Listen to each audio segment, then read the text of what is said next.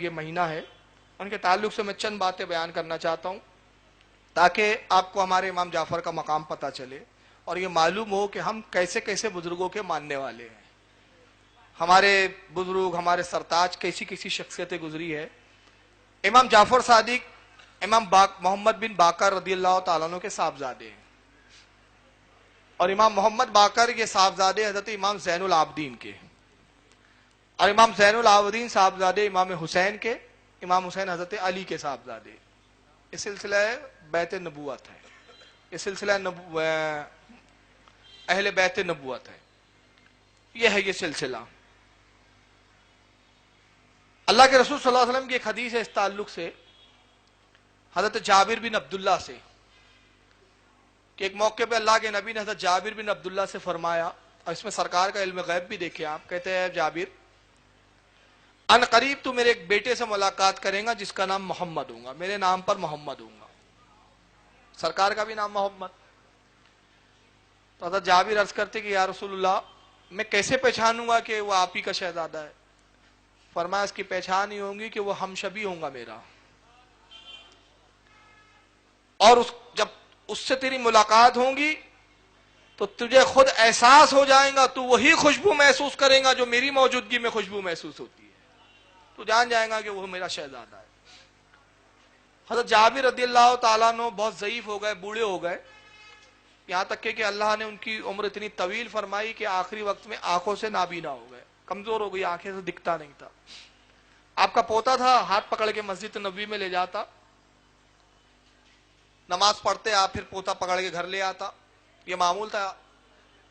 چنانچہ ایک مرتبہ مسجد میں جب حاضر ہوتے، تشریف لے جاتے نماز کی غرض سے، ظہر کا وقت تھا، مسجد میں کوئی نہیں آیا تھا، پہلے حضرت جابر ہی پہنچے. پوتے نے صحن میں بٹھا دیا، بیٹھے ہیں آپ باوضو کہ امام آئیں گا، نماز ہوں گی. تبھی حضرت امام زین العابدین رضی اللہ تعالیٰ عنہ اپنے ایک چھوٹے سے صاحبزادے کے ساتھ مسجد میں داخل ہوتے ہیں.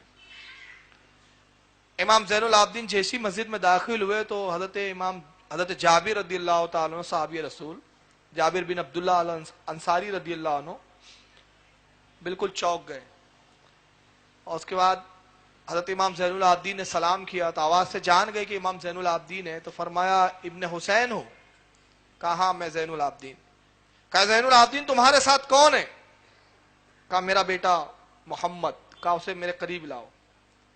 امام زین العابدین اپنے بیٹے محمد کو جیسی قریب لے کے پہنچتے، حضرت جابر کھڑے ہوئے اور ان کے ہاتھ کو بوسہ دینے لگے. انہوں نے ہاتھ کھینچنا چاہا مگر آپ نے ہاتھ پکڑا اور بوسہ دیا، پیشانی کو بوسہ دیا، اور جب پیر کا بوسہ لینے کے لیے جھکے تو حضرت محمد امام زین العابدین کے ننھے سے صاحبزادے جو چھوٹے تھے، کم عمر تھی، پیچھے ہٹے. کہا آپ صحابی رسول ہے، یہ نہ کیجیے.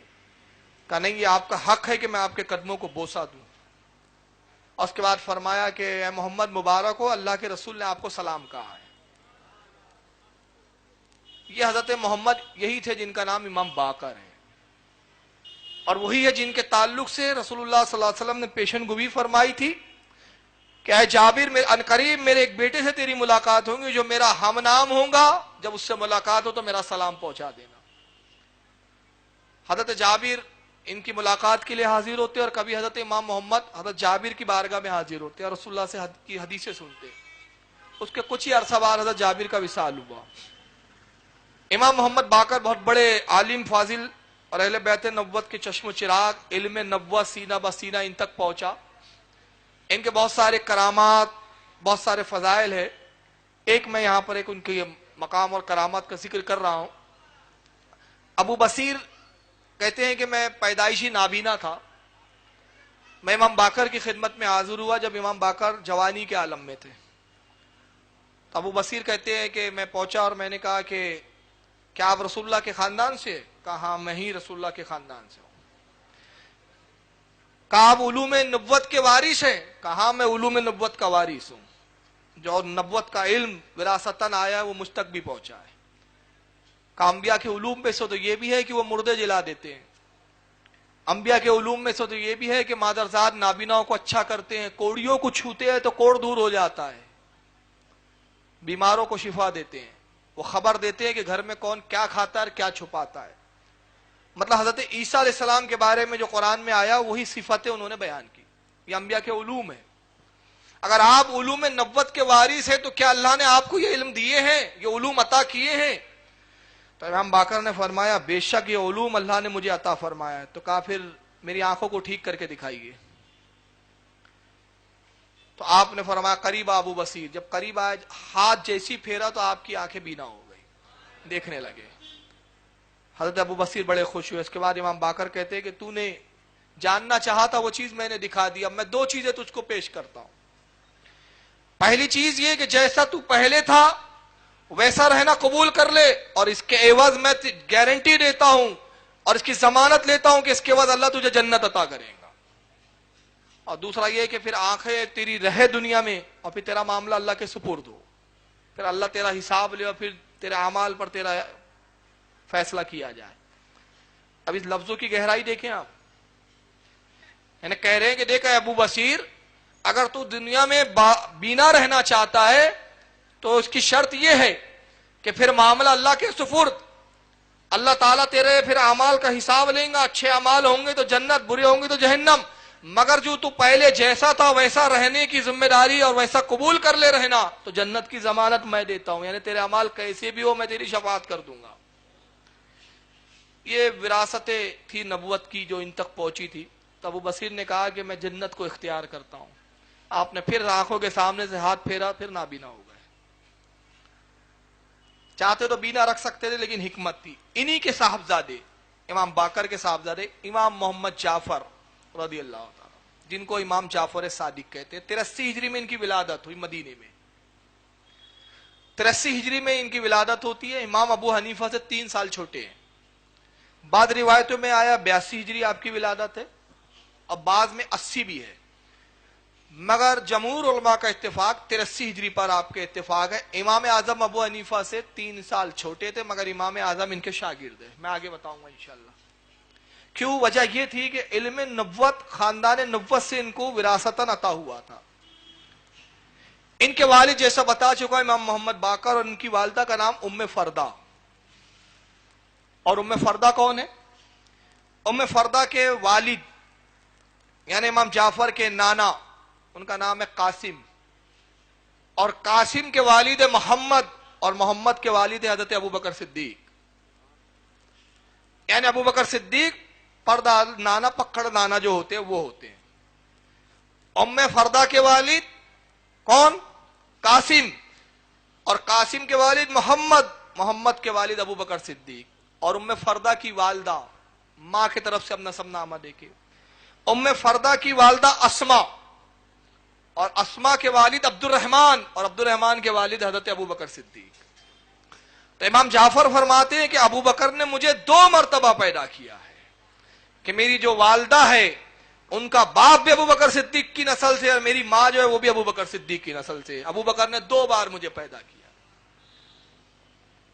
اور حضرت قاسم کون ہے؟ آپ کے نانا، کہ شاگرد حضرت عائشہ صدیقہ رضی اللہ تعالیٰ عنہ کے خاص شاگرد.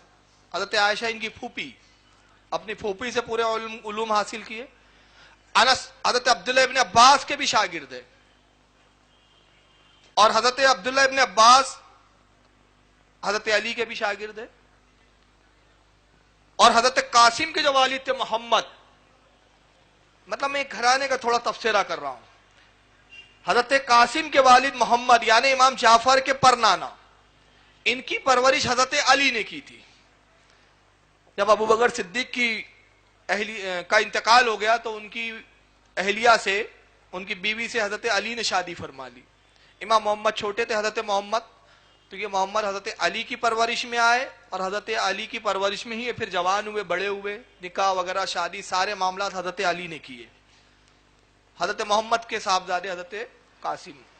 اور حضرت قاسم جو ہے امام جعفر کے نانا، یہ امام مالک کے بھی استاد ہے، امام ابو سفیان کے بھی استاد ہے، اور بھی بڑے بڑے لوگوں کے استاد ہے. بلکہ یہاں تک کہ امام مالک کی زیادہ تر مرویات، زیادہ تر روایتیں حضرت قاسم سے.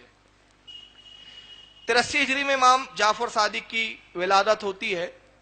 اپنے وقت کے علم کے آفتاب و مہتاب تھے. امام جعفر کے شاگردوں میں بے شمار ان کے تلامذہ آتے ہیں, بے شمار ان کے شاگرد ہیں. ان میں سب سے افضل شاگرد کا جو نام آتا ہے وہ امام اعظم ابو حنیفہ ہے. حضرت امام جعفر کی فضیلت کے لیے میں کہتا ہوں دو ہی چیزیں کافی. ایک تو یہ کہ آپ اہل بیت نبوت کے چشم و چراغ, اور دوسرا امام ابو حنیفہ جیسا وقت کا امام ان کا شاگرد ہے. اور امام ابو حنیفہ کا علم کا عالم کیا ہے, یہ کب گئے امام جعفر کے بارگاہ میں؟ اس وقت نہیں الف ب ت پڑھنے, جب امام اور عالم سب کچھ ہو چکے تھے, امام کہلاتے تھے, فتویٰ دیتے تھے. کیسے گئے وہ میں بعد میں بتاؤں گا. امام ابو حنیفہ وہ ہے کہ جن کے بارے میں حضرت امام علی بن عاصم رضی اللہ تعالیٰ عنہ, جو وقت کے بہت بڑے محدث گزرے, امام علی بن عاصم کہتے ہیں کہ پورے روئے زمین کی عقل کو ایک طرف رکھ دیا جائے, پورے روئے زمین کی, قیامت تک جتنے لوگ آئیں گے, اور امام ابو حنیفہ کی عقل کو ایک طرف رکھا جائے تو دنیا کی آدھی عقل امام ابو حنیفہ کے پاس ہے. دنیا کا نصف امام ابو حنیفہ کو دے دیا گیا. اور امام شافعی رحمت اللہ علیہ فرماتے ہیں کہ روئے زمین پر نعمان ابن ثابت سے زیادہ عظیم بچہ آج تک کسی عورت نے جنا ہی نہیں ہے.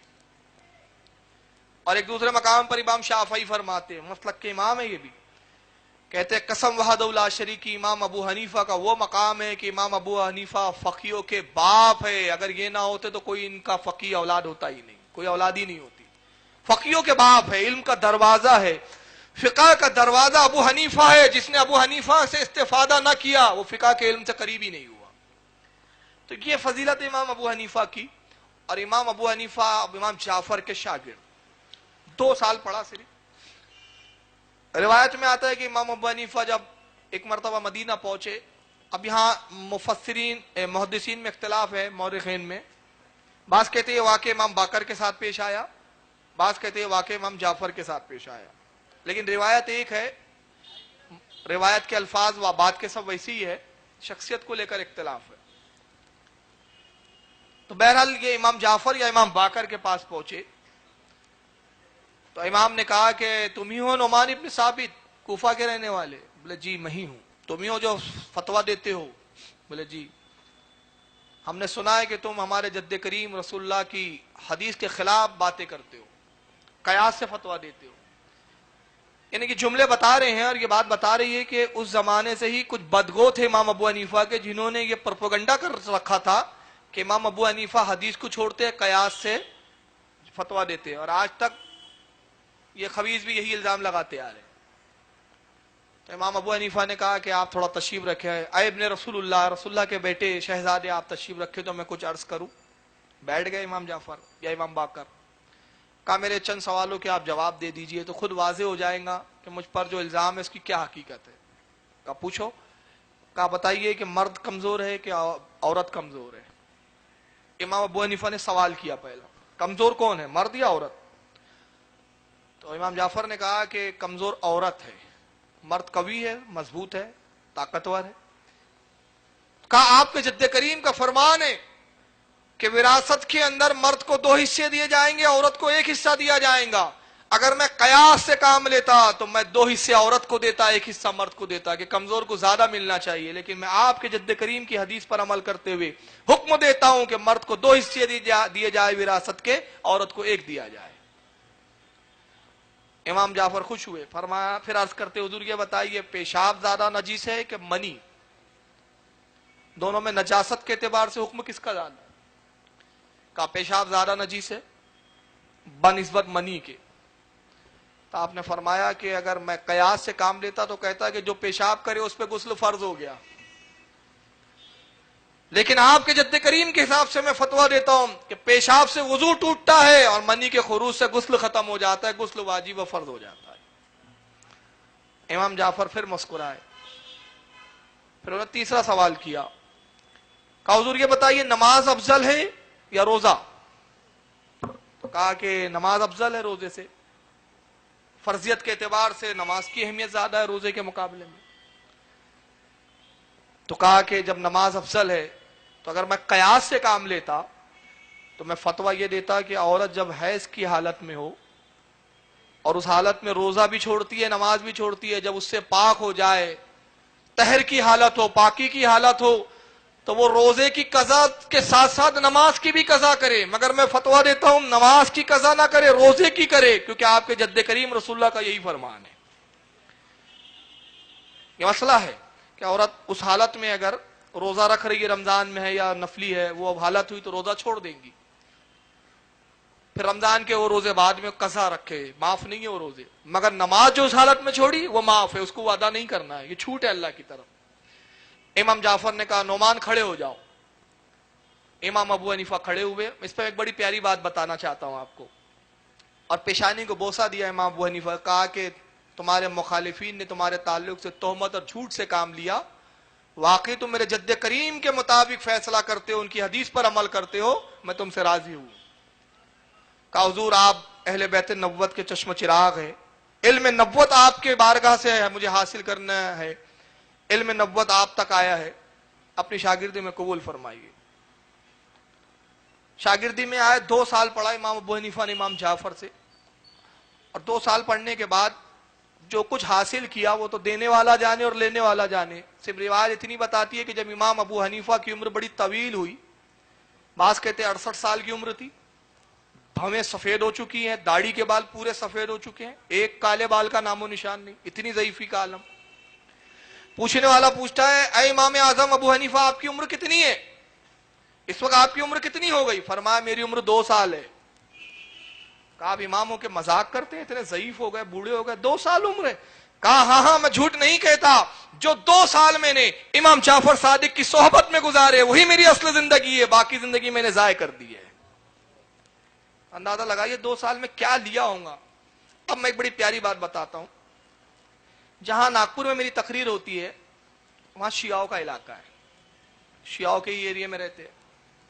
ایک لکھنؤ کے ایک مولوی صاحب آئے محرم میں، 12 سال محرم پہ ایک ہی جگہ پہ میں بولا، اور بڑا دلچسپ معاملے ہوتے تھے اس وقت. جیسے یہ آپ بیٹھے، بس یہ میرا اسٹیج لگا ہے، تو جہاں مجمع اینڈ ہوتا ہے وہاں سے وہ شیعوں کا باڑا شروع ہوتا ہے، یعنی رخ باڑے کی طرف، اور ان کے پونگے ہماری طرف.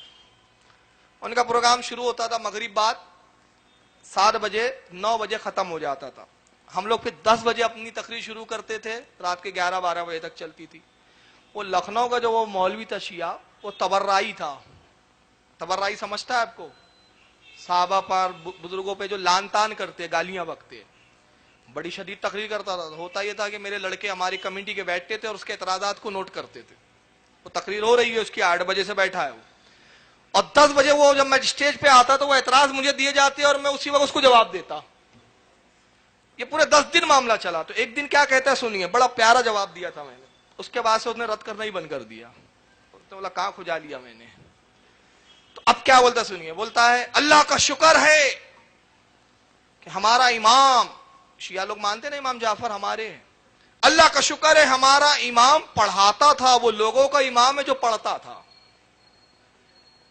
تو میں کہوں گا لوگوں، جو پڑھتا تھا اس کو پکڑ لیا، جو پڑھاتا تھا اس کو چھوڑ دیا. اخروٹ کا چھلکا لے لیا، مغز کو چھوڑ دیا. کتنا بڑا طنز کر رہا ہے وہ. میں نے دیکھا کہ ایک شخص اخروٹ کو پھوڑ رہا ہے اور وہ سخت جو اس کا چھلکا ہے اس کو چبانے کی کوشش کر رہا ہے. میں نے کہا بیوقوف کیا کر رہا ہے؟ کہا یہی اصل ہے، اس میں بہت وٹامنس ہے. میں نے کہا بیوقوف تیرے دانت ٹوٹ جائیں گے. ارے یہ مغز کھا اخروٹ کا. اس نے کہا نہیں مغز تو نہیں لوں گا، مغز میرے کام کا نہیں ہے. نتیجہ کیا ہوا؟ دانت ٹوٹ گئے. تو میں بھی ان لوگوں کو کہنا چاہتا ہوں، ارے تم نے مغز چھوڑ دیا، چھلکے لے لیے، دانت ٹوٹ جائیں گے، تمہاری آخرت تباہ ہو جائیں گی. ہدایت چاہتے ہو، نجات چاہتے ہو تو آؤ ہمارے امام کے پہلو میں آ جاؤ. اب یہ اس نے تقریر کیا، یعنی امام ابو حنیفہ کی اس نے سخت توہین کی. اب بار بار یہ جملہ دہرا ہے، اللہ کا شکر ہے ہمارا امام پڑھاتا تھا، وہ لوگوں کا امام ہے جو پڑھتا تھا. وہ ہمارا امام پڑھاتا تھا، لوگوں کا امام ہے پڑھتا تھا. اب میرے پاس شیعوں کا بھی بڑا لٹریچر ہے، کبھی یہاں بمبے میں ضرورت پڑے تو مجھے یاد کرنا آپ انشاءاللہ. اصول کافی ان کی سب سے معتبر کتاب ہے. میں آپ کو بتا دوں یہ بخاری مسلم نہیں مانتے. کسی شیعہ سے بات ہو تو کبھی بھی بخاری مسلم مت لے جانا، وہ نہیں مانتے. ان کے یہاں کتب اربع ہے، 4 صحیح حدیث کی کتابیں مانی جاتی ہے. ہمارے یہاں سیاستہ 6 حدیث کی کتابیں، ان کے 4، جس میں پہلے نمبر پر اصول کافی کلینی کی. کلینی نام ہے ان کے امام کا، نام بھی بڑے عجیب عجیب ہے ان کے یہاں. अलैनी। उसूल काफी, उसके बाद मल्ला यदरुल फकी दूसरे नंबर पर, तीसरे नंबर पर अल इस्तिफ्सार, चौथे पर तहजीबुल इस्लाम। 4 किताबें। और फिर नहजुल बलागा एक किताब है, ये बड़ी मारूफ है इनके यहाँ, जो हजरत अली की बताते हैं, हमारे उलमा उसको तस्लीम नहीं करते। उसूल काफी इनकी सबसे बड़ी हदीस की किताब, गोया इनके यहाँ की बुखारी। तो मैंने फिर वो स्टेज पे वो उसूल काफी लिया और भी खोला और एक रिवायत पढ़ के सुनाई। अब रिवायत क्या, जरा सुन लीजिए, वही बस जवाब था। और फिर वो डायलॉग मैंने इतनी बार बार मारा कि अल्लाह का शुक्र है हमारा इमाम पढ़ता था। उसने बोला था ना, लोगों का इमाम पढ़ता था, हमारा इमाम पढ़ाता था, कि उसने भी बाल नोच लिए होंगे कि मैंने क्यों बोल दिया। अब सुने मैंने क्या जवाब दिया। उसूल काफी खोला, उसमें रिवायत क्या है, इमाम जाफर सादिक बैठे हुए, ठंडी का मौका है और आप अल्लाह के रसूल की हदीस बयान कर रहे हैं, पास ही में एक अलावा जल रहा है आग का एक अलावा रोशन है, बहुत गहरे गड़ा है जिसमें आग लकड़ियां डाल दी गई। अलावा कहते हैं जो गड्ढा कर दिया जाता है बहुत बड़ा, उसमें भी लकड़ियां डाल दी जाती, शोले और तपिश बुलंद होते रहती है। इमाम बैठ के हदीस सुना रहे और जहां तक निगाह जाती है सरी सर है लोगों के, यानी हजारों का मजमा है। आप बता रहे काला जद्दी, मेरे जद ने ये कहा, मेरे जद ने कहा। तभी एक शख्स सफों को चीरते हुए आता है लोगों की, इमाम जाफर के करीब आया, कहता है इमाम जमाना, इमाम वक्त, यहां बैठ के काला रसूलुल्लाह कर रहे हैं। हालत यह है कि जालिम बादशाह मुसल्लत है, शरीयत मुस्तफा की तौहीन हो रही है, आपके जद्दे करीम की शरीयत का मजाक उड़ाया जा रहा है, जालिम तख्त पर मुसल्लत है, उठिए, हम आपके हाथ पे बैत करते हैं, जिहाद के लिए अलम बुलंद कीजिए। तो इमाम ने देखा, उसके बड़े जोश में कहा। गुलाम एक पास खड़ा था जिसका काम था कि इमाम को पानी की जरूरत हो तो पानी पेश कर देता था, कोई चीज की जरूरत हो तो कोई चीज पेश कर देता था। तो इमाम ने उससे कहा कि इस अलावे में कूद जा। उस गुलाम ने आओ देखा ना ताओ अलावे में कूद गया।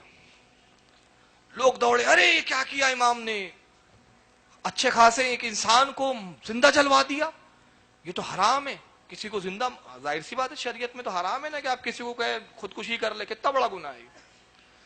आपने इशारे से कहा रुक जाओ, कोई ना आए, वो भी देख रहा है, ये क्या हुआ, मेरी बात का इतना बुरा लगा कि बेचारे गुलाम को क्यों अलावे में कुदवा के जलवा दिया।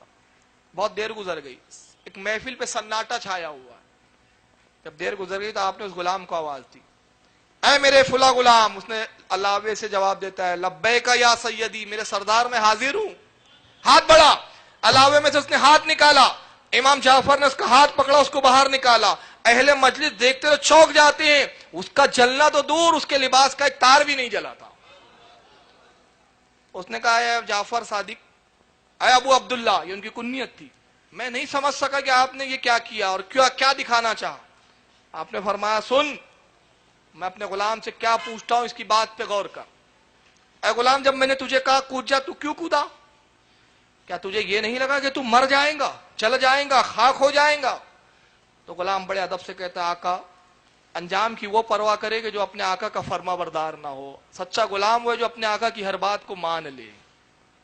आपने कहा कूद जा, मुझे अंजाम से क्या लेना देना, मुझे तो आपका हुक्म देखना था, अंजाम देखता तो फिर मैं गुलाम कैसा। आपने कहा कूद जा, मैं कूद गया। अब इमाम जाफर का जुमला सुनिए। इमाम जाफर कहते देखा ये मेरा गुलाम है, ये है मेरा हकीकी शिया, यही अल्फाज आए किताब में, ये है मेरा हकीकी शिया। तू ये जो देख रहा है ना हजारों का मजमा जो मेरी बातों को सुन रहा है, मेरी बातों को सुन के खुश हो रहा है, ये सब मेरे शिया कहलाते हैं, मेरे मानने के दावेदार है। मगर कसम खुदा की एक भी इसमें मेरा शिया नहीं है। ये वो लोग हैं कि जिनके बाप दादाओं ने मेरे वालिद हजरत इमाम ज़ैनुल बाकर को धोखा दिया, इमाम ज़ैनुल आबदीन को धोखा दिया, इमाम हुसैन को धोखा दिया, इमाम हसन को धोखा दिया, अली मुर्तजा को धोखा दिया। धोखा फितरत है, ऐसे गुलाम मेरे पास नहीं है। कसम वहदहुल्ला शरीक की, अगर 11 गुलाम भी ऐसे होते इसकी तरह तो मैं बादशाह के खिलाफ अल्लाह में जिहाद बुलंद कर देता। 11 भी होते। मैंने कहा आपकी उसूल काफी वो बता रही हैं कि इमाम जाफर सादिक के जमाने में हकीकी सच्चे मानने वाले 11 भी शिया नहीं थे। तो इमाम देख रहे थे ये दावेदार जरूर है मोहब्बत के, मगर ये मेरे शिया नहीं है, मेरे चाहने वाले नहीं है, दगाबाज कौम है और दगाबाज को इल्म की अमानत नहीं दी जाती। नुमान इब्ने साबिर, कूफा से तू आ, तेरे दिल में अमानत दी जाएंगी, तू दयानतदार भी है, भरोसेमंद भी है, वफादार भी है। तो आया नुमान इब्ने साबिर, इल्म दिया इमाम जाफर ने, आया था नुमान بن کے, اور جب مدینے سے نکلا تو امام اعظم ابو حنیفہ بن کر نکلا. اللہ کا شکر ہے ہمارا امام پڑھتا تھا, ہمارا دادا امام پڑھاتا تھا. تمہیں علم کی امانت نہیں دی گئی اس لیے تقیہ کرتے ہو. سمجھ میں آ گیا؟ تو امام ابو حنیفہ کو کیوں مانا؟ ہم نے کہا ساری وراثت تو امام نے یہاں منتقل کر دی, تو جہاں منتقل ہو گئی اب اس کے پیچھے لگ جاؤ.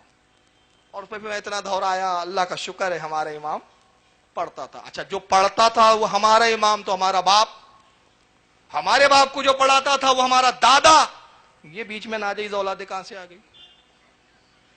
ان کا تو کوئی تال میل ہی نہیں ہے. کیوں؟ ان کو تو کچھ دیا ہی نہیں, نہ علم دیا نہ نسبت دی, کہہ دیا کہ میرے شیعہ ہی نہیں. یہ تو سب دغاباز ہے. ایک ہی تو ہے یہ غلام, 11 ہوتے تو جہاد کر لیتا, 11 بھی تو نہیں تھے.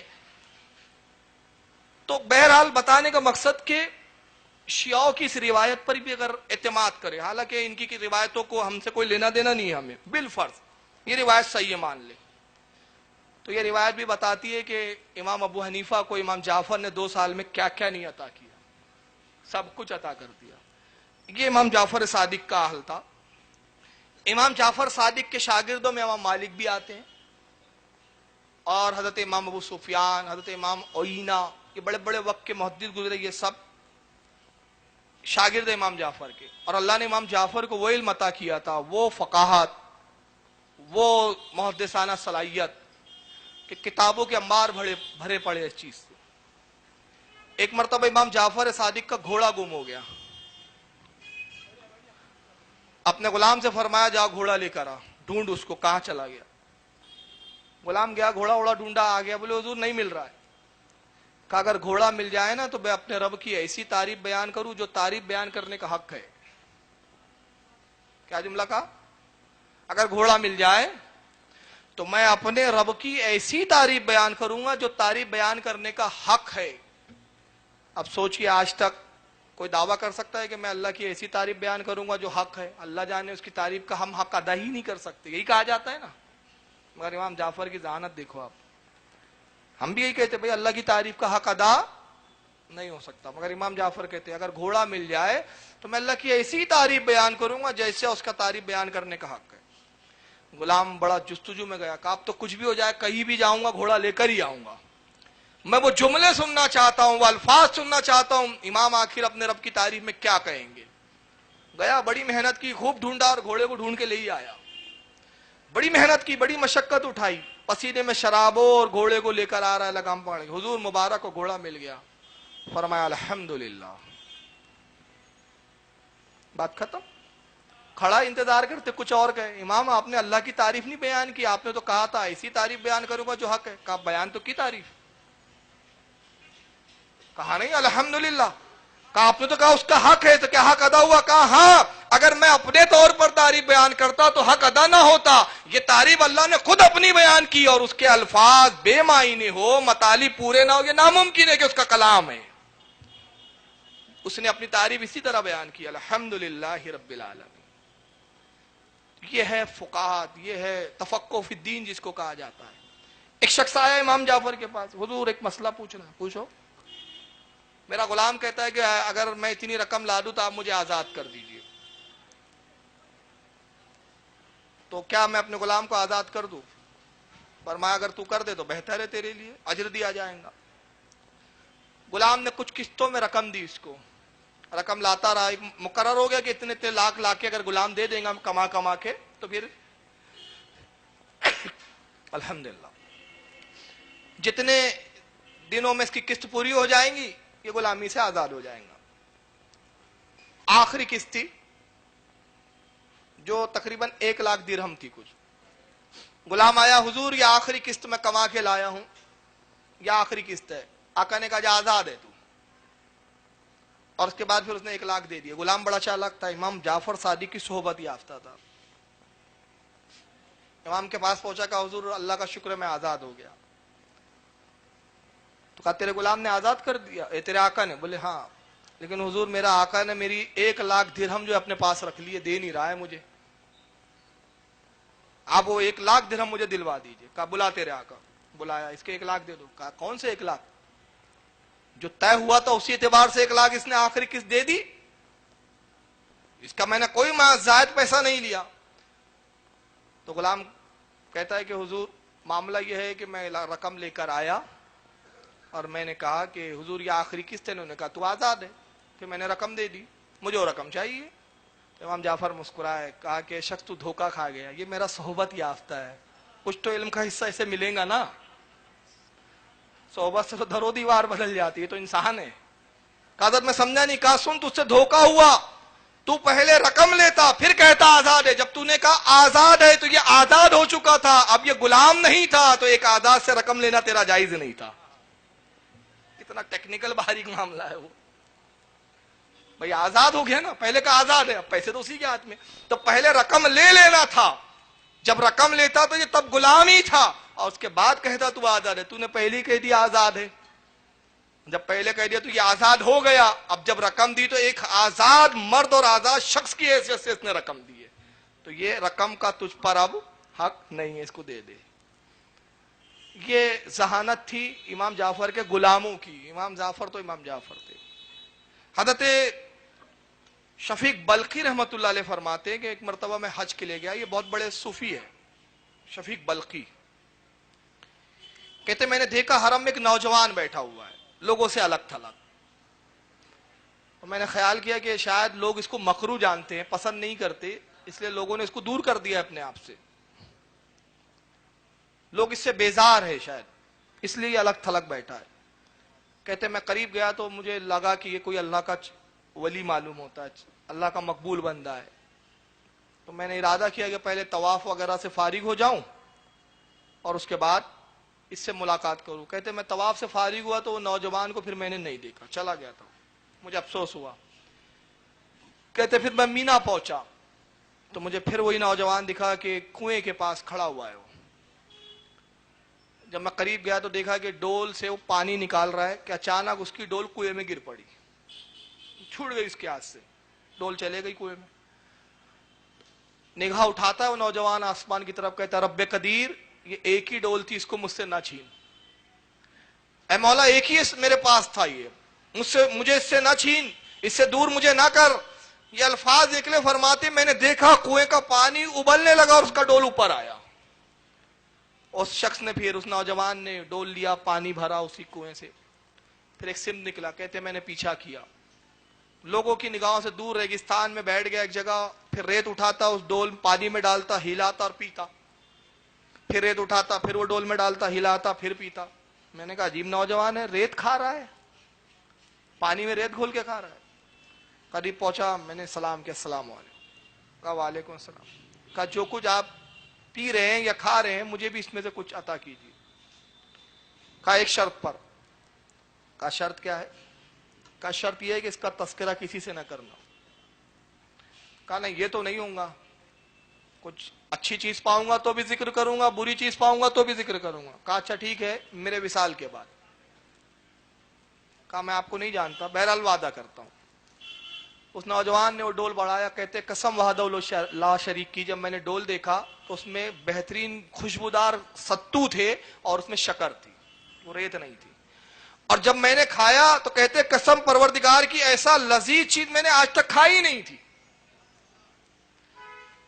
میں نے پھر شکر ادا کیا اس کا, اور ڈول اس کو لوٹا دیا. کہتے پھر وہ قریب بڑھا اور اس نے کہا رب قدیر میرے لباس کپڑا پھٹ گیا ہے, پرانا ہو گیا ہے, نیا لباس دے. آسمان سے لباس اترتا ہے. اس نوجوان نے وہ لباس کو زیب تن کیا, پرانا لباس اتارا, پوٹلی بنایا, بغل میں لے جا رہا تھا. شفیق بلخی کہتے میں نے کہا یہ لباس مجھے دے دو. کہا تمہیں کیوں دوں, تمہارا کیا حق ہے اس پر؟ کہا جب آپ کہہ رہے تھے اللہ سے پروردگار مجھے لباس پھٹ گیا نیا دے, تو میں آمین کہہ رہا تھا, آپ کی دعا میں بھی شریک ہوں. کیا کروں گے؟ آپ اللہ کے کوئی ولی معلوم ہوتے ہیں, بطور تبرک رکھوں گا لباس. اچھا لے لو, دے دیا. پھر کہا بلخی کیوں, اے شفیق بلخی کیوں پیچھا کر رہا ہے؟ کہا آپ میرا نام بھی جانتے؟ کہا میں تو بہت کچھ جانتا ہوں, اللہ کے رازوں میں سے راز ہمارے دلوں میں پوشیدہ ہے, میں بہت کچھ جانتا ہوں. شفیق بلخی کہتے ہیں میں پیچھا کرتا رہا, اور جب وہ شخص حرم کی حدودوں میں داخل ہوا تو میں نے دیکھا ایک جم غفیر اس کی طرف ٹوٹا. لوگ اس سے مصافحہ کرتے, ہاتھ چومتے, اور ہر شخص کہتا السلام علیکم یا ابن رسول اللہ, السلام علیکم یا ابن رسول اللہ. کہتے میں نے پوچھا یہ کون ہے؟ لوگوں نے کہا امام جعفر صادق ہے. عجیب بات ہے کہ پہلے حرم میں بیٹھے تھے، کوئی متوجہ نہیں تھا، اب یہ اتنے سفر کے بعد حرم میں آئے تو سب متوجہ ہے. تو لوگوں نے کہا یہ وہ وقت کے ولی کامل ہے، جب چاہتے مخلوق کو اپنی طرف متوجہ کرتے اور جب چاہتے اپنے سے پھیر دیتے ہیں. دل ان کے اختیار میں ہے لوگوں کے، جب چاہے دلوں کو اپنی طرف پھیرے اور جب چاہے دوسروں کی طرف لوٹا دے. یہ ہے امام جعفر صادق رضی اللہ تعالیٰ عنہ. صبر و استدلال، صبر و استقامت. ایک مرتبہ بیٹھے ہوئے ہیں روتے ہوئے، ایک بزرگ کا بیان ہے کہ وہ کہتے ہیں کہ میں امام جعفر سے ملنے گیا، آنکھوں میں آنسو ہے آپ کے، افسردہ بیٹھے ہوئے. میں نے کہا امام کیا ہوا؟ کہ چیز نے رلا دیا. فرماتے ہیں آج میرے چھوٹے ایک شیرخوار بچے کا انتقال ہو گیا، مگر اے شخص میں اس لیے نہیں رو رہا ہوں کہ اس کے میرا بچے کا انتقال ہو گیا، رونے کا سبب کچھ اور ہے. ارے بچے کا انتقال ہوا پھر کیا سبب ہے؟ کیا بچے کی موت سے بھی بڑا کوئی صدمہ ہے؟ کہا ہاں اس سے بڑا ایک صدمہ ہے. کہا وہ کیا؟ کہا ہوا یہ کہ میں نے اپنی لونڈی اور کنیزوں کو منع کر رکھا ہے کہ مکان کی چھت پر نہ چڑھا کرے، کہ بے پردگی ہوتی ہے.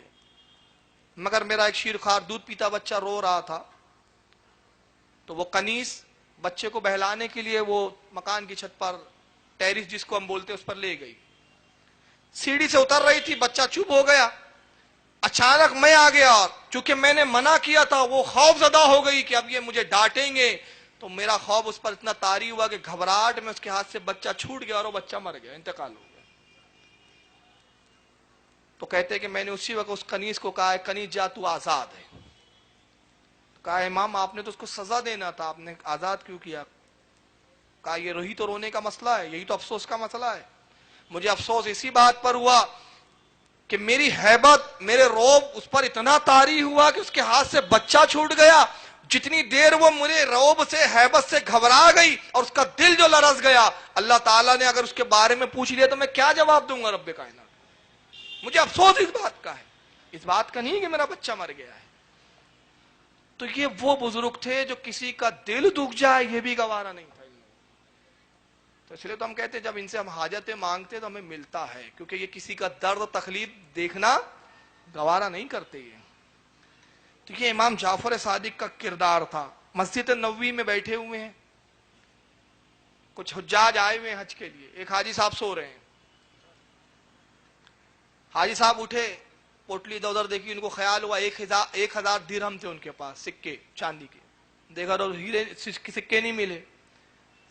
چلانے لگے میرے سکے چوری ہو گئے. پاس میں امام جعفر پر بیٹھے تھے، پہنچے کہا یہی چور ہے، اسی نے چرایا. آپ نے کہا اچھا چلو فکر نہ کرو، میں تمہارے 1000 سکے تمہیں لوٹا دیتا ہوں. گھر لایا، 1000 درہم کی پوٹلی اس کو دے دی. اس کے بعد جب اس نے 1000 درہم کی پوٹلی لی اور جب اپنی پوٹلی میں رکھنا چاہا تو دیکھتا ہے کہ اس کے سکے پوٹلی میں پہلے سے موجود ہے. ہڑبڑاہٹ میں دیکھ نہیں پایا. کہتا ہے کہ مجھ سے غلطی ہوئی، آپ تو چور نہیں ہیں، اصل میں غلطی میری ہی ہے کہ میں نے ٹھیک سے دیکھا نہیں اور سمجھا مال چوری ہو گیا. آپ قریب بیٹھے تھے، میں نے آپ ہی کو چور سمجھا، معافی چاہتا ہوں، اپنے 1000 درہم رکھیے. آپ نے فرمایا جو تم نے بدگمانی کی وہ تو معاف کیا، لیکن ہم اہل بیت نبوت ہے، جو چیز دے دیتے ہیں پھر لیتے نہیں ہیں، جا وہ تیری ہے، دینے کے بعد ہم لیتے نہیں ہیں. تو یہ صبر و تحمل.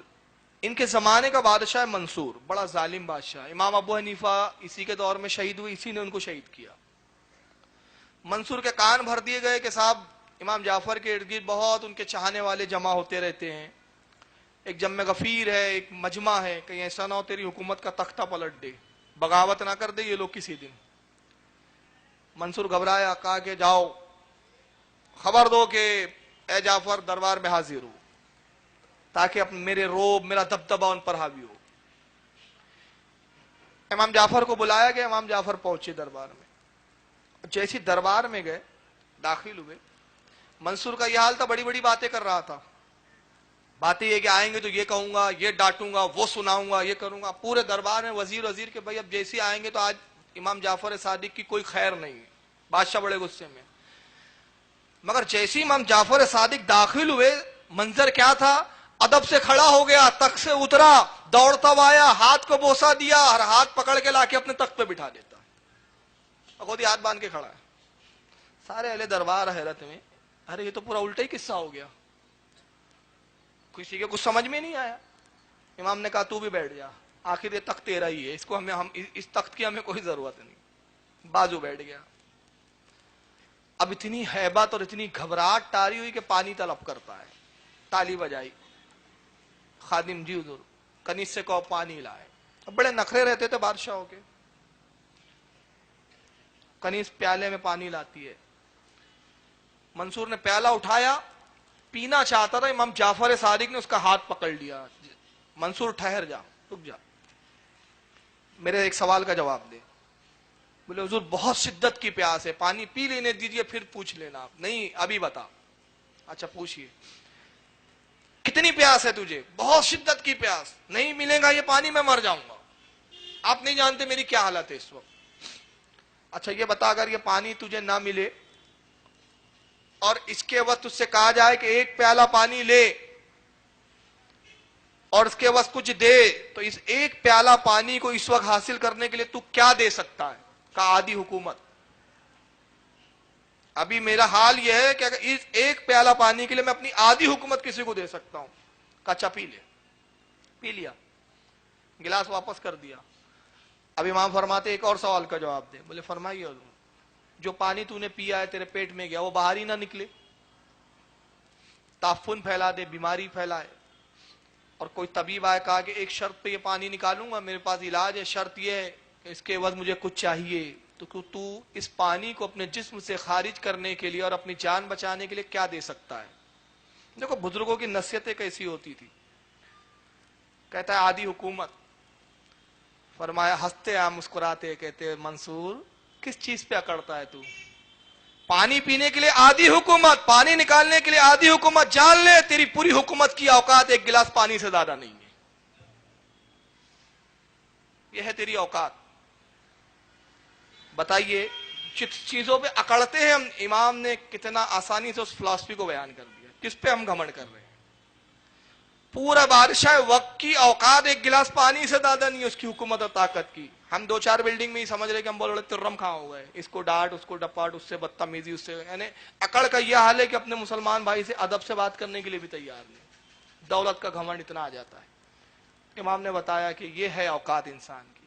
جتنا ایک غریب آدمی ایک پیالہ پانی کا محتاج ہے اتنا ایک بادشاہ بھی. اس کے بعد بہر سلام کیا امام حضرت امام جعفر نے, چلے آئے. لوگوں نے پوچھا ہے منصوری تو بڑا عجیب معاملہ ہوا, آپ نے تو بڑے بڑے دعوے کیے تھے, یہ کر ڈالوں گا, وہ کر ڈالوں گا, یہ کر ڈالوں گا, عالم کیا ہے؟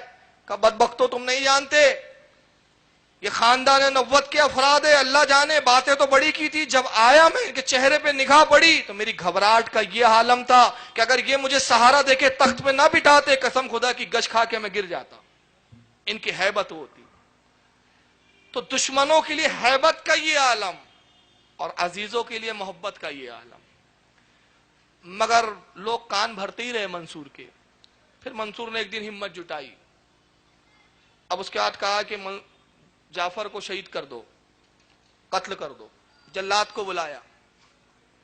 جلاد سے کہتا جلاد سن, اس دروازے کی آڑ میں چھپ جا. جیسے ہی امام جعفر محل میں داخل ہوں گے میں بلاتا ہوں, میں ایک اشارہ کروں گا, پیچھے سے آنا, قتل کر دینا.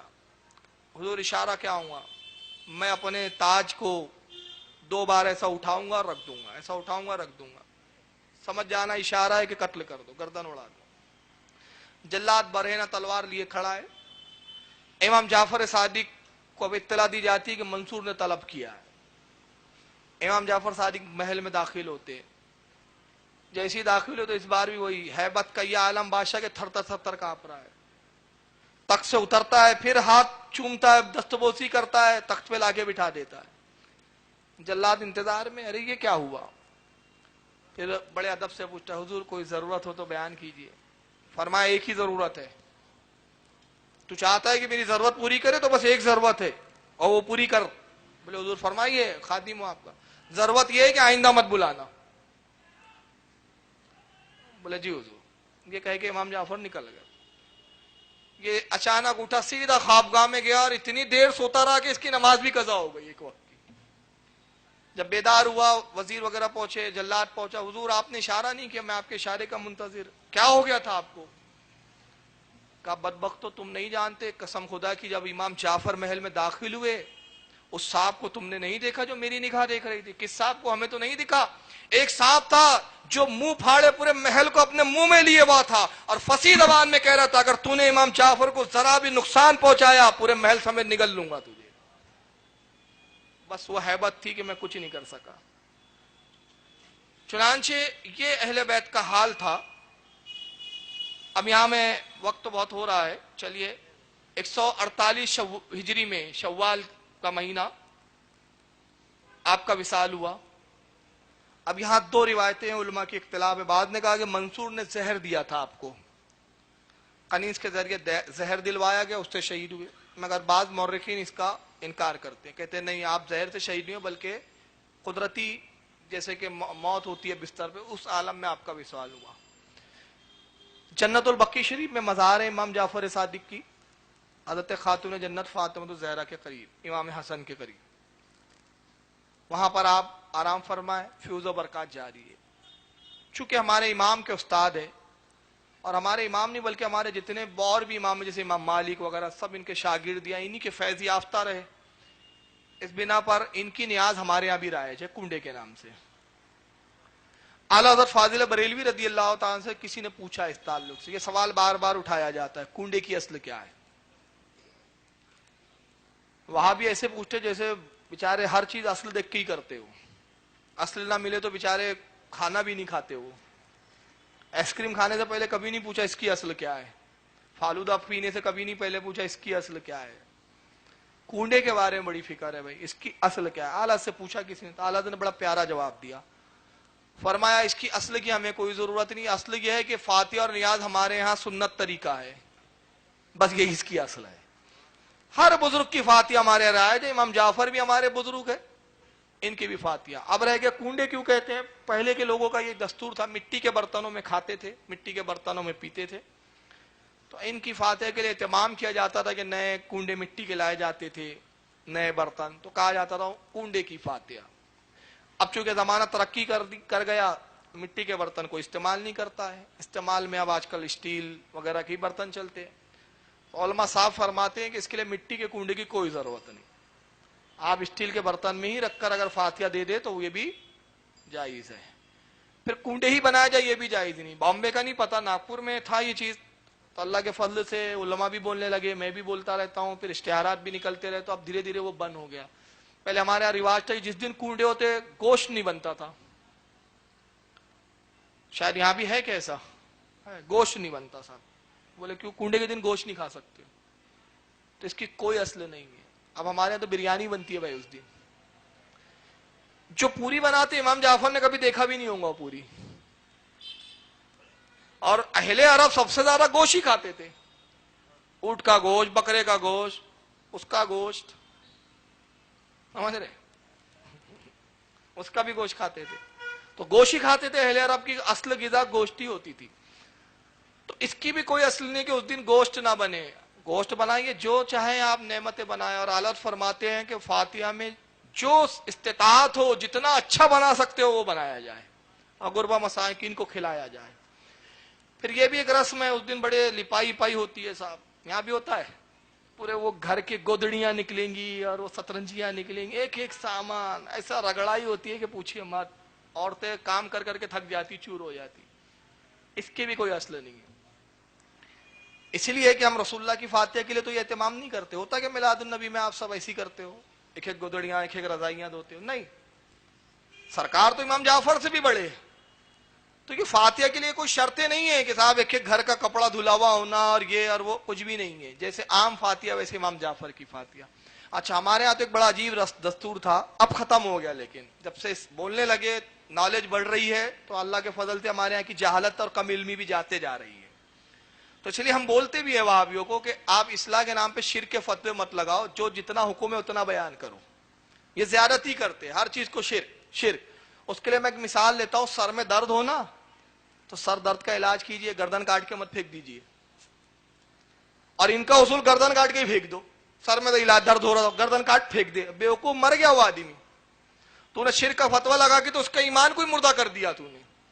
تو جتنی بیماری ہے اتنے علاج کی بات کرو, جو ناجائز ہے, جو منع ہے, جو مکروہ ہے, جو مکروہ تنزیہ ہے, جو تحریمی ہے, مگر کچھ اصطلاح ہی نہیں معلوم, جو منہ میں آیا شرک. حد تو یہ ہے کہ تھانوی صاحب نے لکھ دیا بہشتی زیور میں, صحرا پہننا شرک, سیویاں کھانا شرک. ارے کیا ہے یار, یہ سیوئی کھانا بھی شرک ہے کوئی؟ اللہ تعالیٰ سیوئی کھاتا ہے معاذ اللہ, کہ بندے نے کھایا تو ذات میں شریک کر دیا. عجیب مذہب بنا رکھا ہے. تو بہرحال میں یہ کہنا چاہتا تھا, دیکھیں بات ذہن سے نکل گئی, کہ ہمارے یہاں بہرحال جہالت جا رہی ہے. پہلے یہ تھا کہ صاحب مغرب سے پہلے پورا ختم کرو.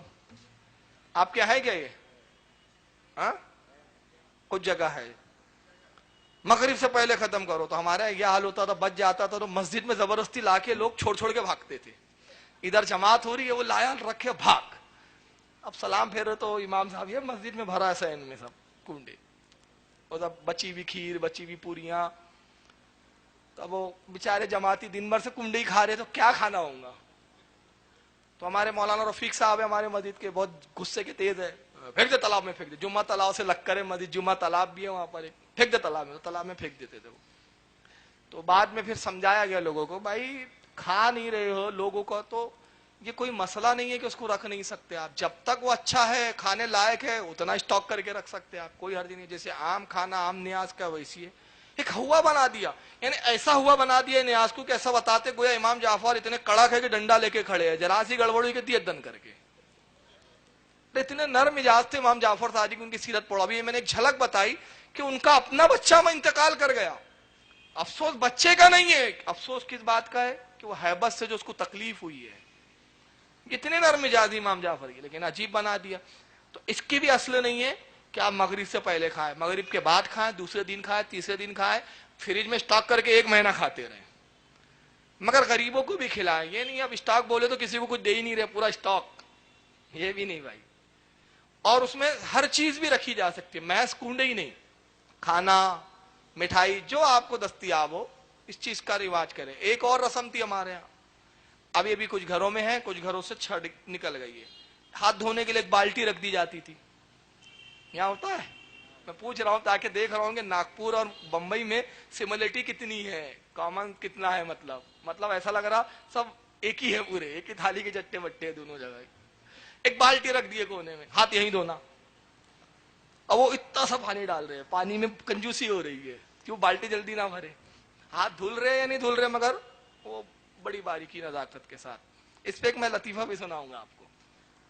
اب اس کے بعد یہ ہوا کہ وہ بالٹی بھر پانی جمع ہو گیا, پھر گڈھا کھودا جا رہا ہے, اور گڈھا کھوڑ کے ڈالے. تو میں کہتا ہوں کہ ہر نیاز میں آپ ایسا کرتے ہیں؟ نہیں, اس کی بھی کوئی اصل نہیں ہے. جیسے عام ہاتھ دھوئے جاتے ویسے دھو لیجئے. ایک بدعقیدہ وہابی نے ہمارے ہاں, ظہیر کر کے نام ہے, میرے دوستوں میں ہوتا ہے, دوستوں میں ساتھ میں پڑھا ہے, 11ویں ہوتی تھی اس کے یہاں. تو ایک وہابی نے ذہن میں شبہ ڈال دیا اس کے والد کے. اب دیکھیے آج کل وہابی بھی پیترے بدل رہے ہیں, آج کل سلام بھی پڑھ رہی ہے, آپ کو معلوم ہے, سلام بھی پڑھنے لگ گئے. دیکھیے اب مطلب بہروب کیسے بہروب بدل رہے ہیں یہ.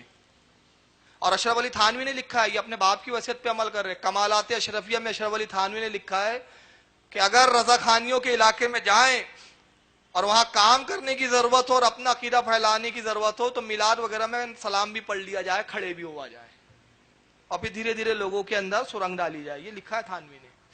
تو یہ چوہے ہے, سرنگ ڈالتے اندر اندر. اب اس نے دیکھیے کیسی سرنگ ڈالا, وہ ہمارے ظہیر کے والد کو بولتا ہے, 11ویں بہت اچھی چیز ہے, ماشاءاللہ بڑی اچھی چیز ہے. دیکھیے لیکن کیا ہوتا ہے, آپ وہ ایک برتن لا کے رکھ دیتے ہیں, اس میں گوشت ہڈیاں سب ہوتی ہے, پھر اس کے بعد وہ فاتحہ پڑھتے ہیں, قرآن پڑھتے ہیں. اب کہتے ہیں بھائی یہ دیکھیے تبرک ہو گیا ہے, مقدس ہو گیا ہے, تو اس کا دانہ بھی نہیں گرنے دیتے, نیاز ہو گئی نا, قرآن پڑھ دیا گیا ہے. لیکن دیکھیے اب ہوتا کیا ہے کہ ہڈیاں جب پھینک دیتے تو اس کو کتے کھاتے ہیں, سور کھاتے ہیں, نجس جانور کھاتے ہیں. اور اس پہ قرآن پڑھا تھا, ہڈی پہ بھی تو پڑھا گیا نا, ہڈی بھی تو تھی. تو قرآن کی بے حرمتی ہو رہی ہے. اب دیکھیں کیسے وار کیا انہوں نے, ان کے دماغ میں آ گیا, ارے ہو یار بات تو صحیح ہے, قرآن پڑھ رہے اپن, پانی پہ کوئی قرآن پڑھ کے دم کر دے تو پانی اپن بڑے تعظیم سے پیتے, کہ بھائی اس پہ پانی پڑھ کے دم کر دیے. فاتحہ میں بھی کھانا رکھتے ہیں, فاتحہ پڑھتے ہیں, قرآن پڑھتے ہیں. اب اس میں گوشت ہے, بریانی بنی ہے, مان لیجئے پلاؤ بنا ہے, تو اس میں گوشت ہے, ہڈی ہے, تو گوشت تو کھا لی, ہڈی تو پھینکتے ہی نا آخر. اور پھر ہوتا ہے کتے بھی کھاتے, سور بھی کھاتے. 11ویں بند. کون بلا میں پڑے بھائی، اتنی احتیاط ہوتی نہیں، ہڈی دفن کرو بولے۔ اب ایک بار یہ ہوا کہ وہ ظہیر آیا، یار فاروق بھائی یار وہ ابا جو ہے نا وہ وہابیت کی طرف جا رہے، ملاؤ یار بڑے میاں سے۔ ملاقات ہوئی، کیا ہوا چچا، کیا ہو گیا ایسا؟ تو چچا بہت دیر کے بعد اگلے، تو بہت دیر کے بعد، بیٹا ایسا ہے اپن جو طریقہ اپن نے سنیت کے نام پہ بنا لیا نا بیٹا، وہ سب غلط ہے۔ یہ اچھا غلط کیا غلط ہے؟ 11ویں کو لے لو آپ، 11ویں کو۔ میں نے کہا آپ کو مجھ پہ بھروسہ ہے؟ ہاں ماشاءاللہ آپ کو تو اللہ نے بڑا علم دیا۔ میں نے کہا اس سال 11ویں رکھو، 6-7 لوگوں کو بلاؤ، مگر اس مولوی کو ضرور بلاؤ، اس کو بھی ضرور بلاؤ۔ بولے وہ نہیں آئیں گے۔ ارے میں نے فورس کر کے بلاؤ، اور اگر میں نے کہا وہاں اس کو میں نے مطمئن نہیں کر دیا تو پھر اس دن سے میں آپ کو کہوں گا کہ 11ویں مت کرنا۔ میں نے اتنا بڑا چیلنج کر دیا، اور میں نے کہا اس خبیث سے 11ویں نہ منوا لیا تو اپنے باپ کی اولاد نہیں بولنا۔ اب وہ بہت میں نے جب فورس کیا، بھی میرے دوستوں نے بھی دباؤ ڈالے تو تیار ہو گئے بڑے۔ بہرحال انہوں نے 11ویں رکھی، اب بہت انتظار کے بعد وہ 11ویں کے نام پہ فاتحہ واتحہ رکھی، بلائی، مولوی کو بھی بلائے صاحب، مولوی صاحب بھی آ گئے۔ کھانے آ جاتے یہ لوگ، بڑے بے شرم ہوتے ہیں، یہ بات خاص ہے، غیر اللہ چلتا رہیں گا، لیکن کھانے بلاؤ تو بے شرم آ جائیں گے، گدھے کی طرح منہ ڈالنے آ جاتے ہیں۔ آ گئے وہ صاحب، اب بیٹھے ہیں تو وہ ظہیر کے والد صاحب ہمارے، یہ ہمارے دوست کے ساتھ پڑھے ہیں، یہ جناب فاروق رضوی صاحب ہے۔ اچھا اچھا اچھا اچھا۔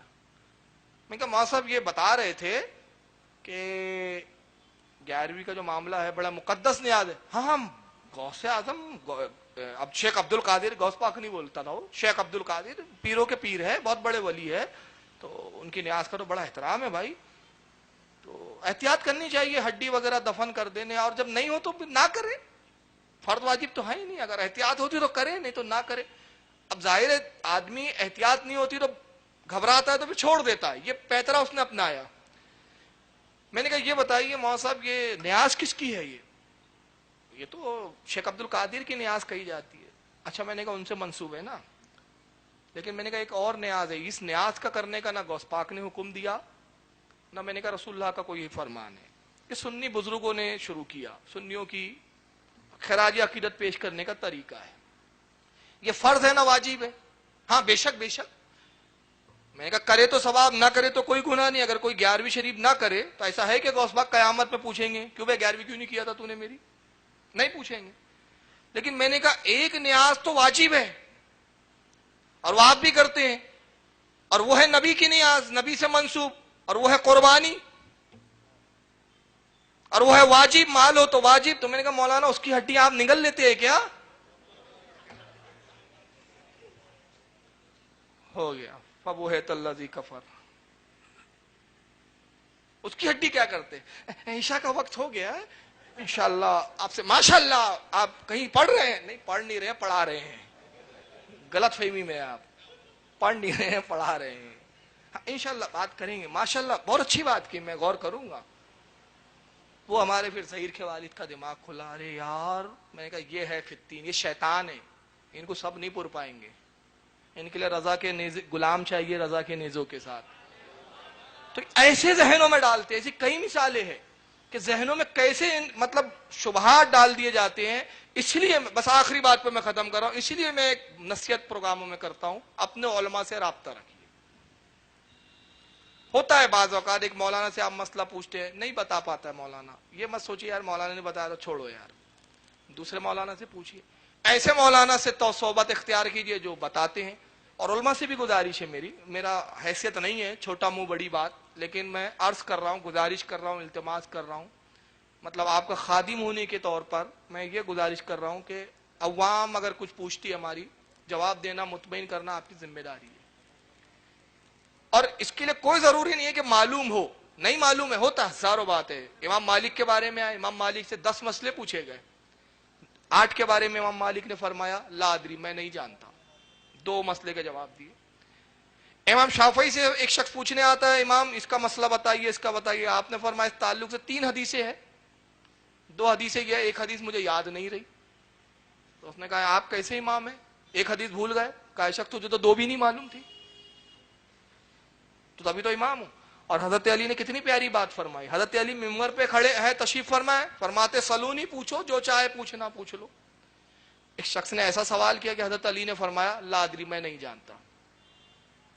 کہا علی بڑی عجیب بات ہے، ابھی بھی تو دعویٰ کیا سلونی، اور اب کہہ رہے لا ادری نہیں جانتا، حالانکہ جانتے تھے، میرا عقیدہ ہے کہ جانتے تھے، مگر ہماری تعلیم کے لیے کیا فرمایا کہ اے شخص جو میں جانتا ہوں وہ بتا دیتا ہوں، اور جو نہیں جانتا تو میں نے رسول سے سنا کہ جب کسی عالم سے پوچھا جائے تو جانتا ہو تو بتا دے، نہ معلوم ہو تو کہے واللہ عالم ثم رسول عالم، یہ کہنا بھی علم سے ہے، یہ بھی علم ہے۔ تو مجھے جو نہیں معلوم تو میں نے کہہ دیا لا ادری واللہ عالم ثم رسول عالم۔ کہا پھر آپ کو کیا حق ہے ممبر پہ بیٹھنے کا؟ جب آپ کو معلوم نہیں تو آپ ممبر پہ کیوں بیٹھے؟ تو کتنی پیاری بات کی علی نے، کہا کچھ جانتا ہوں، جو جانتا ہوں بتا دیتا ہوں، اس لیے ممبر پر ہوں، اگر جاہل ہوتا تو ممبر پر نہیں بلکہ ہوا میں بیٹھتا۔ مطلب کیا؟ جاہل ہوا میں اڑتا ہے، پھینکتا ہے نا وہ ادھر ادھر کی، تو ممبر پہ اس لیے ٹکا ہوا ہوں کہ جو جانتا ہوں وہ بتا دیتا ہوں۔ تو ضروری نہیں ہے کہ ہر چیز ہر وقت معلوم ہو، لیکن ایک مزاج کیسا بنائیے، کوئی پوچھتا ہے کسی عالم دین سے معلوم ہے بتا دیجیے، نہیں معلوم ٹھیک ہے انشاءاللہ آپ آئیے ایک ہفتے بعد دیکھ کے بتاتا ہوں، اپنے بڑے علماء کی طرف رجوع کیجئے یا کتابوں کی طرف رجوع کیجئے، اس میں ہمارا بھی فائدہ ہے، ہمارا بھی فائدہ ہے کہ ہم مطالعہ کریں گے، ہمارا مطالعہ بڑھے گا، ہم بڑے علماء کی طرف جائیں گے، ان سے سیکھنے کو بھی ملے گا۔ تو پوچھنا اور بتانا دونوں میں فائدہ ہی فائدہ ہے۔ تو قوم کو بھی کہتا ہوں اپنے مولویوں کو چھوڑو مت، پوچھتے رہو، اور علماء کو بھی کہتا ہوں بتاتے رہو، نہیں معلوم تو تحقیق کر کے بتاؤ، مگر بتاؤ۔ تو اللہ تعالیٰ سے دعا ہے کہ مالک کائنات، اچھا ہاں ایک بڑی گزارش کر دیتا ہوں، ہر جگہ کرتے آ رہا ہوں، بامبے کا بڑا عجیب حال ہے بھائی، خیر ناگپور بھی کوئی پیچھے نہیں ہے آپ سے جہالت میں، میں نہیں کریں گے، ناگپور میں سب ولی بیٹھے ہوئے ہیں، وہاں بھی بولتا ہوں یہاں بھی بولتا ہوں۔ اب یہ غریب نواز کا عرس بھی آ رہا ہے، ڈی جے، اس نے تو پورا بیڑا گر کر کے رکھا ہے ہماری قوم کا، اس شور نے ہمارے حق کی آواز کو دبا دیا ہے، ڈی جے کا شور اتنا ہو گیا ہے ہماری قوم میں کہ اب ہم جو حق بولتے ہیں نا وہ دب جاتا ہے، یہ ڈی جے زیادہ گونجنے لگتا ہے، اور خبیث وہاں بھی یہی دیکھو ڈی جے بجاتے ہیں، ڈی جے بجاتے ہیں۔ تو میں اس سے پہلے بھی چور بازار میں عرض کر چکا کہ یہ ڈی جے جو آپ بجا رہے ہیں سنت کی خدمت سمجھ رہے ہیں، لیکن اس سے خدا کی قسم سنت کا رتی برابر فائدہ نہیں ہو رہا سوائے نقصان کے۔ میں چیلنج سے بولتا ہوں کوئی ایک شخص مجھے ایسا دکھا دے آپ کہ آپ کے ڈی جے کو دیکھ کر وہ سنی ہو گیا وہابیت سے، وہابی تھا اور کہا ارے یار یہ بہت اچھا لگا، میرے کو بڑا مزہ آیا یار، پسند آیا، سنی مذہب میں بہت اچھی چیز ہے ڈی جے بجاتے ہیں آپ، آج سے میں توبہ کر کے سنی بنتا ہوں۔ ایک سنی نہیں بتا سکتے آپ خدا کی قسم، مگر ایسے میں کم سے کم 50 وہابی بتا سکتا ہوں جو آپ کے ڈی جے ناچنے تھرکنے اور یہ خرافاتوں سے بزن ہو کر اہل سنت سے وہابیت کی طرف چلے گئے۔ تو اس کے ذمہ دار ہم ہیں، اس سے پرہیز کرے بچے۔ نوجوانوں سے خاص طور سے میری گزارش ہے کہ اللہ اور رسول کا واسطہ، یہ آپ کی صرف نفسانی خواہش کا معاملہ نہیں ہے، یہ اللہ رسول کے دین کی بے حرمتی کا معاملہ ہے، معاملہ یہ رسول اللہ اور اللہ تک پہنچ گیا ہے۔ ایک اور رسم ہے وہ بڑی بڑی چادر، برا لگے تو میں معذرت چاہوں گا، ہمارے یہاں بھی چونکہ رائج ہو چکی ہے، اب وہ چادر نکالتے غریب نواز کے نام پہ، بڑی 2 لاکھ کی چادر، پچھلے سال ہمارے ناگپور سے 2 لاکھ کی چادر گئی۔ اب چادر کیسے جا رہی ہے؟ وہ غیر مسلم بھی پیسہ ڈال رہا ہے، وہ بیوڑا بھی ڈال رہا ہے، وہ شرابی بھی ڈال رہا ہے، سب پیسے چندہ ہو رہا ہے۔ وہ غریب نواز کو چادر کی کیا ضرورت ہے بھائی؟ ارے وہ غریب نواز ہے، نوازنے والے غریبوں کو، غریبوں سے لینے والے نہیں ہیں، وہ نوازنے والے، وہ تو شہنشاہ ہیں، ان کو کمی نہیں ہے، ان کے پاس جنت کی نعمت ہے ان کے پاس، آپ کی 2 لاکھ کی خیراتی چادر کی ضرورت نہیں ہے۔ اور مسئلہ کے اعلیٰ حضرت بھی یہی حالت فرماتے ہیں کہ قبر پر جب تک ایک چادر ہے تو دوسری چادر کی ضرورت بھی نہیں ہے، پھول ڈالیے آپ جتنا چاہے، چادر سے منع کیا، چادر کوئی مجھے ایسا کوئی کتاب دکھا دے، کوئی عالم کا قول بتا دے، آج کے پیر کا نہیں، آج کے پیر تو بغنا دیکھے سب آسمانی باتیں کرنے لگ گئے، کتاب کی بات کر رہا ہوں میں، کتاب اور دلیل کا قائل ہوں۔ کوئی کسی پرانے بزرگ کی کتاب میں آپ دکھا دے کہ کسی بزرگ نے کہا ہو کہ مزار پہ چادر چڑھانے کا اتنا ثواب نہیں ہے۔ چادر کیوں ہے معلوم ہے ہمارے یہاں؟ چادر کی وجہ صرف یہ ہے کہ ولی اور غیر ولی کی قبر میں امتیاز ہو جائے۔ جیسے یہ طریقہ کہاں سے لیا گیا؟ جب طب اول حمیری پوری دنیا فتح کرنے نکلا، یہ بادشاہ تھا یمن کا، مکے میں آیا، اور مکے میں جب آیا اس سے لوگ ملنے اہل مکہ نہیں پہنچے، ناراض ہوا، تو اس نے کہا کیوں نہیں آئے؟ معلوم ہوا کہ یہ حج کا موقع ہے اور حج کے موقع پہ سوائے اللہ کی عبادت کے کچھ نہیں کرتے، طواف کرتے کعبے کا۔ یہ کعبہ کیا ہے؟ کہا ایک گھر ہے 4 دیواری کا جس کو کہتے ہیں اللہ کا گھر ہے۔ اس نے کہا اس کی وجہ سے ملنے نہیں آئے، گھر ڈھا دوں گا۔ کعبے کے ڈھانے کا ارادہ کیا طب اول حمیری نے۔ محدثین لکھتے ہیں بیماری میں مبتلا ہو گیا، حکیموں نے علاج کیا, نہیں فائدہ ہوا. عرب کا جب ایک حکیم آیا تو اس نے کہا تو نے اللہ کی کسی نشانی کو ڈھانے کا, تباہ کرنے کا ارادہ کیا, یہ اللہ کی طرف سے عذاب ہے, توبہ کر. توبہ کیا, فرما بردار ہوا اور غلاموں کی طرح خانے کعبہ میں آیا. اور جب آیا تو اس کے دل میں خیال آیا کہ یہ اللہ کا گھر, یہ بندوں کا گھر, یہ بھی ایسے ہی دیواروں کا, یہ بھی دیواروں کا, کچھ فرق ہونا چاہیے. تو کہا اللہ کے گھر کو غلاف چڑھاؤ تاکہ امتیاز ہو, فرق ہو. طب اول میری پہلا بادشاہ رسول اللہ کی ولادت سے, سرکار کی پیدائش ظاہری سے 600 سال پہلے اس نے غلاف کعبہ بنایا اور کعبے کو غلاف پہنایا. اور رسول اللہ کا زمانہ آیا تو سرکار نے طب اول میری کے اس عمل کو پسند فرمایا, غلاف برقرار رکھا آج تک. اسی طریقے سے ہم نے لیا کہ بھئی نبی کی پسندیدہ ہے. عام گھروں میں اور اللہ کے گھر میں فرق ہو جائے تو غلاف, تو عام بندے کی اور ولی کی قبر میں فرق ہو جائے, لہذا ولی کی قبر پر غلاف ڈالو, چادر ڈالو. تو چادر کا مقصد یہ ہے, یہ نہیں ہے چادر پہ چادر, چادر پہ چادر, چادر تھپیاں لگی ہے, سارے خادموں کی موج, کوئی فائدہ نہیں اس سے. پھول ڈالیے آپ, پھول ڈالیے. پھول کا کیا وجہ ہے, پھول کی ریزن کیا ہے؟ پھول کا ریزن یہ ہے کہ وہ ذکر اللہ کرتے ہیں. جتنی تر چیزیں ہیں اللہ کا ذکر کرتی ہے. تو جب قبر ولی پر وہ ڈالا جاتا ہے تو وہ ذکر اللہ کرتی ہے, تو اللہ کے ولی کو ذکر سے انس ہوتا ہے, الفت ہوتی ہے. اب پھول اس لیے بھی ڈالتے ہیں کہ گلاب کے پھول رسول کے پسینے سے پیدا ہوئے, تو سرکار کا پسینے کے پیدا ہے, سرکار سے نسبت ہے, اس لیے پیش کے تو پھول ڈالیے. تو اب یہ چادر کے لیے جو ہم کرتے ہیں, ڈی جے پہ چادر نکال رہے ہیں, ایک چادر. اور اس پہ تھوڑا طلب جملہ بول دوں, ہمارے یہاں سندل نکلتے ہیں ناگپور میں, سندل بولتے ہیں اس کو, آپ کیا بھی سندل ہی بولتے ہوں گے. سامنے گھوڑے, 6-7 گھوڑے, 12 گھوڑے, 13 گھوڑے, ہر آدمی اپنی حیثیت سے گھوڑے رکھتا ہے, 20-20, 25-25 گھوڑے رہتے ہیں. پھر اس کے بعد وہ سارنگی والا, وہ بینڈ والا, وہ دھمال والا, پھر وہ سب چلے جا رہے ہیں, سب آگے آگے. یہ جتنے رہتے ہیں گھوڑے والے غیر مسلم, ڈھول بجانے والے غیر مسلم, جتنے ناچنے والے غیر مسلم, سارنگی والے غیر مسلم. پورے سندل میں جو چیز لے جا رہے ہیں, جس کو آپ سب سے زیادہ مقدس سمجھ رہے ہیں, وہ ہے چادر, وہ سب سے پیچھے, سب سے اینڈ میں بگی میں بھی رکھتے ہیں. بگی میں ایک بڈھے کو بٹھا دیتے, پکڑ چادر بھاگنے نہ پائے, تو عبادت کرتے رہنا. ہم تو سب مستی میں ناچ رہے ہیں. ابھی نیاز کا کھانا چل رہا ہے سندل میں, وہ پیچھے. جو بہتر چیز ہے, اچھی چیز ہے, وہ پیچھے. اور جن کے بارے میں قرآن نے کہا کہ یہ نیرے ناپاک اور نجیس ہے, وہ سب سے زیادہ آگے. یہ کون سا سندل ہے بھائی؟ کون سے بزرگ نے سندل نکالا؟ غریب نواز نے کوئی سندل نکالا؟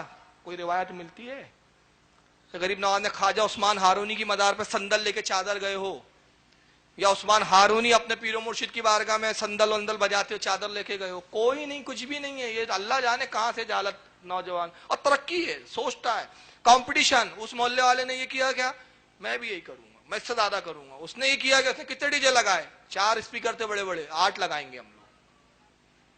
اس نے 8 لگایا کہ ہم 16 لگائیں گے.